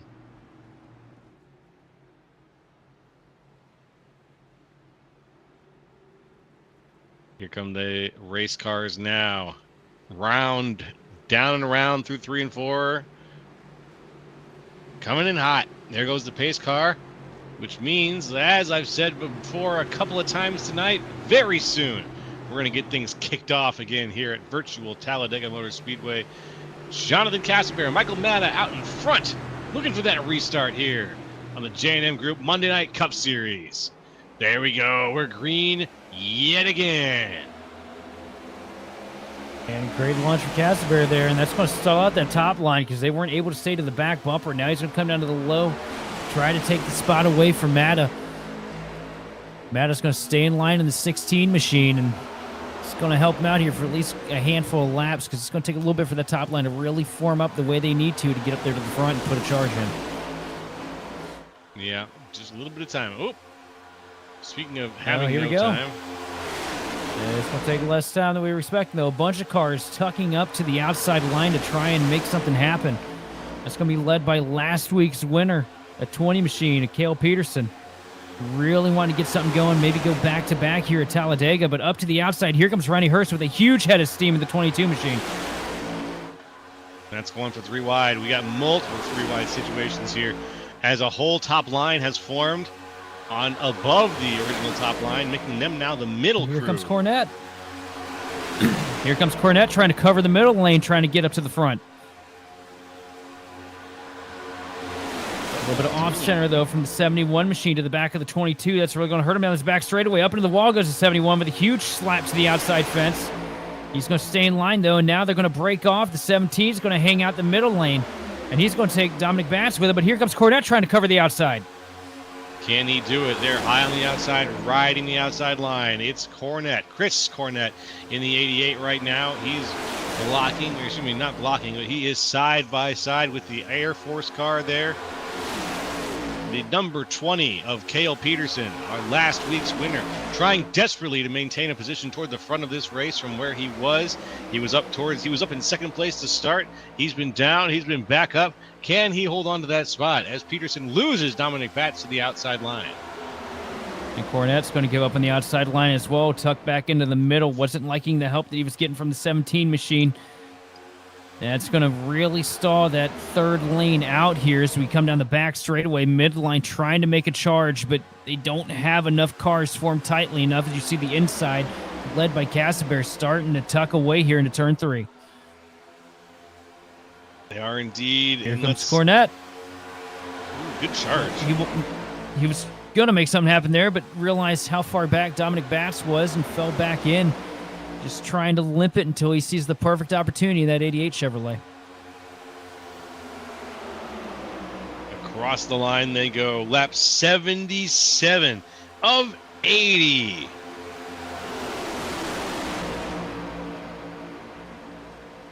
Not bad. Here we go. 4 laps. Yeah. Great minds think alike, my friend. 4 laps to go. My question is, are they all going to make it back around? Looking out the back window of Peterson here as he's getting a huge shove from the machine of James Nelson. It's not going to be enough. Castleberry's going to be able to hold on, but third car on the bottom lane breaks off a little bit here. Does that give a hole for Peterson? Yes, it does. Is he going to take it? Out of turn 4, Peterson tucks it in low.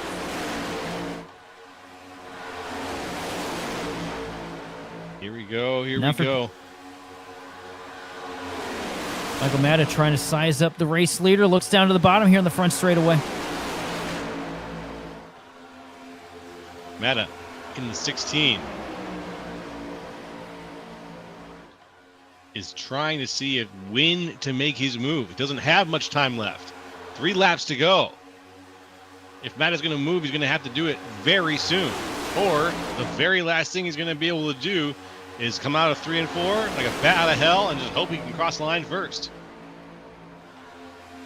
And the outside line now led by James Nelson and Carlos Steele. And we got one car hard into the outside wall to turn 4. That's ugly, and that's not going to be a yellow because there's no one there to hit.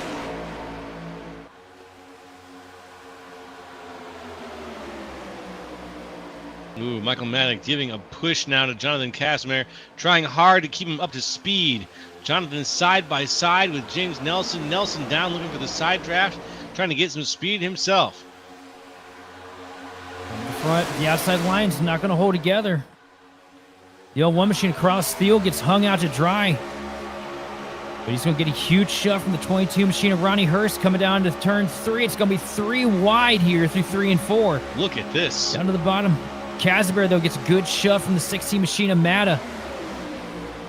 Look. That middle lane, man, they're just getting side drafted from both ends, losing a little bit of momentum here. That's going to open up an opportunity for the old one machine across Steele with Ronnie Hurst on the outside as he come to the start-finish line and take the white flag. That is exciting, guys. The white flag is out. We're 3 wide all over the place. This is going to be the last lap. Steele down the middle. Oh, they're wrecking already. The 57 of James Nelson. He takes out the whole back half of the field. Thiel's in front of the 22 of Ronnie Hurst. Hurst is trying to get around. Michael Matta is still out in front. 5 cars left on the last lap here of tonight's race in the back stretch. Just a few cars behind them, but really it's these guys out here in front. And who is it? It's Jonathan Casimir out in front with Michael Matta in second. Can Matta get out from behind Casimir? Coming down through 3 and 4. Looking for a position. Peterson's looking at the top. Cale Peterson on the outside for position. He's looking for second just by a nose. Does he have it? No, he doesn't have it. Contact between the 2 cars. We have a late line here. Oh, and by a nose, it's going to be Michael Matta in second. Jonathan Casimir takes it away in first. And Cale Peterson, last week's winner, tries desperately and ekes his way onto the podium with a 3rd place finish.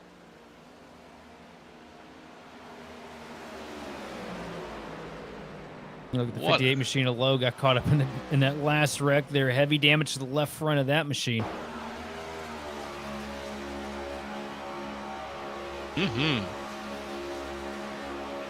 Let's take a look here in the way back machine. Here you see Cale sets it up great into 3 and 4. Gets himself a nice run, pulls up at the last second here, tries to pull the side draft. He's got Thiel with him for a second. Thiel backs out of it, goes low. A little bit of contact between him and Matta. That's going to be the difference maker there. Slows up that machine of Peterson. The hard-fought 3rd place with the 20 machine and a well-deserved win for Casimir because he had control of this thing the last 20 laps. Did indeed.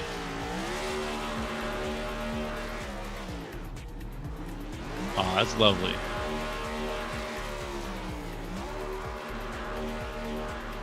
We've got the Grid Vision drone camera right now down on the track, getting smoked up.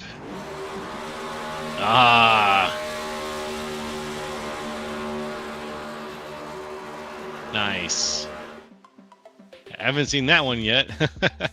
Let's take it to the results, though, folks. Jonathan Casimir in first, Michael Matta in second, Cale Peterson in third, Corolla Steele in fourth, Ronnie Hurst in fifth, Adam Glatfelter sixth, Chris Cornett seventh, Curtis Sauberin in eighth, Steve Sabatino in ninth, and Eric Johnson in 10th. We're going to home 11th. It's going to be Justin Lewis, followed by Nathan Cross in 12th. 13th place going to Josker Yarborough with Dominic Batts in 14th. 15th place ending up being James Nelson with Andrew Pileshi in 16th. 17th position going to Terry Litweiler with Trevor Dalton in 18th. Then running out your top 20 is going to be Mark Casson and Jacob Zala. Moving right along to 21 through the rest, we've got Adam Lowe, Todd Merkel, Maxwell Caldwell, Benjamin Smith, Drew Kuhn, Luke Wagner, and Mike Boone. That is your 27-car field for the night. That's who we had going around. That's who won. That's who got close. And in just a moment or two here, we're going to be talking with some of those very drivers who had a chance to go around. We're going to start things off by talking to the third place finisher, Cale Peterson. Cale, can you hear us all right? Yes, sir. How's it going, guys? Hey, we're doing pretty good up here in the booth. That was a hell of a drive there at the very end for you. You had a great position when this race started. You got kind of involved in a few of the wrecks that were going in the middle of the race, and unfortunately, you couldn't quite pull off a lead lap on tonight's race. What do you think held you back tonight? For the first probably 20 laps, I did try to lead a lap, and that outside line just could not get a run. But after that, I kind of just gave up on the cause and decided to sit it out in the back because the wrecks just really started coming in quick. So, yeah, it was just kind of all over the place.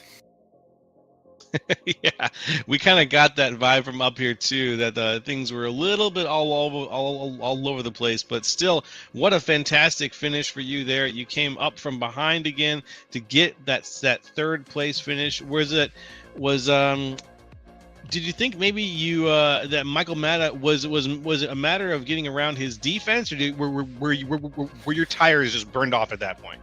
No, it was mostly just coming on the outside of him towards the finish. I needed someone to come behind me and have a draft partner. But those guys behind me were kind of also racing for position.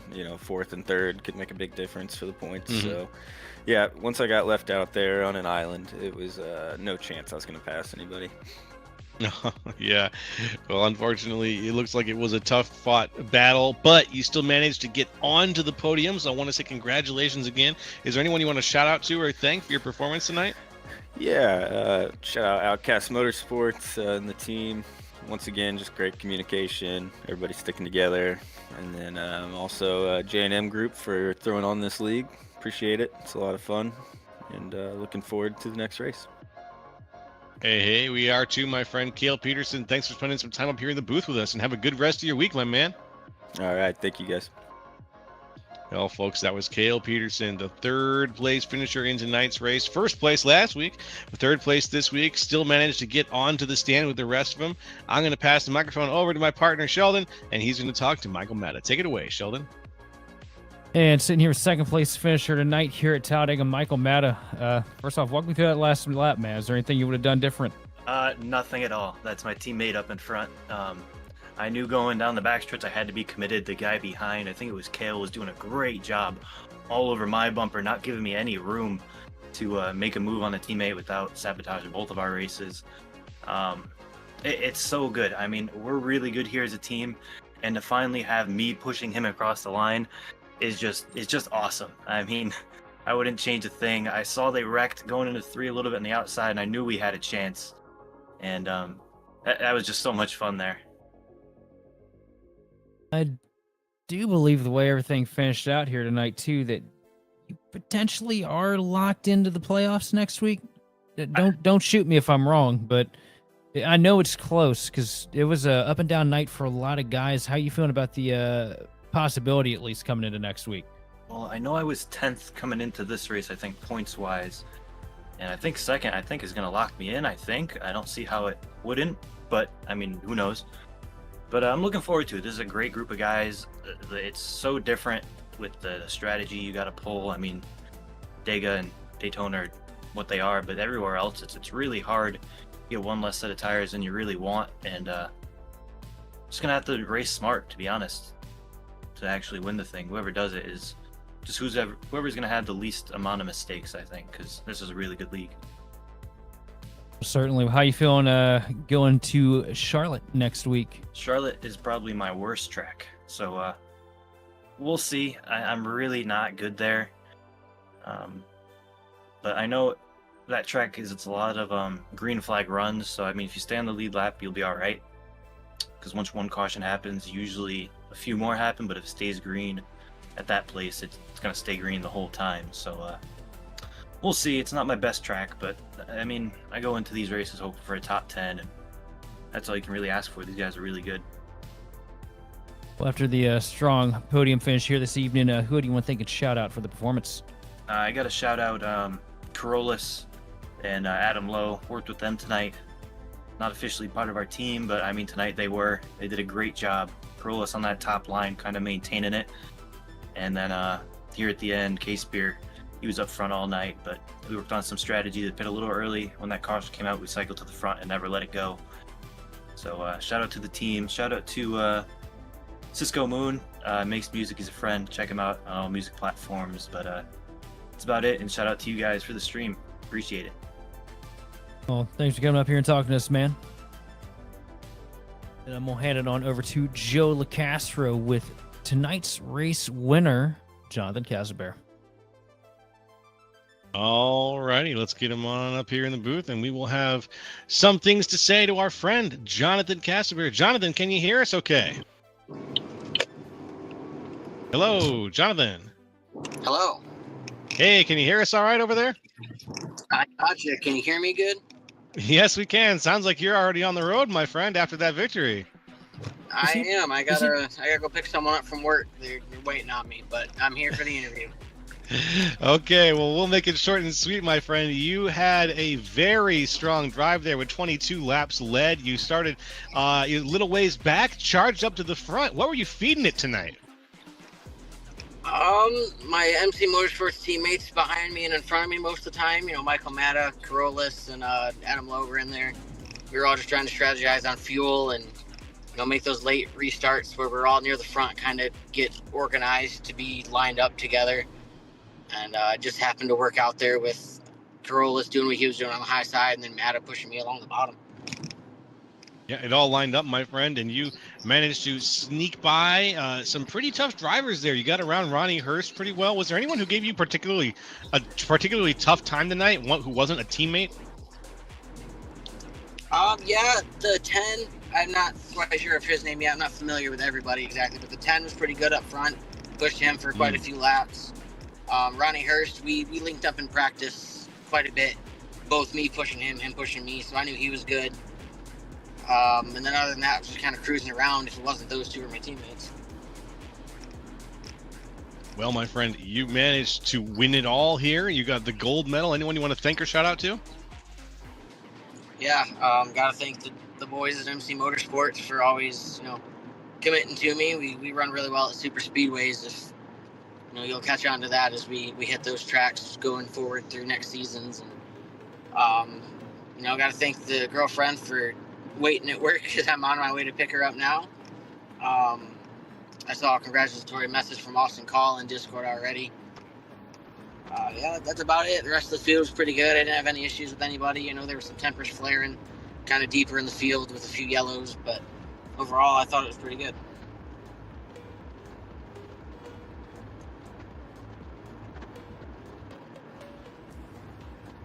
Hey, all right. Thank you very, very much, Jonathan. Really appreciated having you up here in the booth, and good luck on your drive. Yeah, thanks for having me. Appreciate it. Wait, did you say the girlfriend who you're picking up from work? Yep. Buddy, you better haul down there. 15 minutes away, and she was off 2 minutes ago. Oh, man, you lucked out on that one. So our traffic was rough, and be sure to pull a burnout in the parking lot. Absolutely.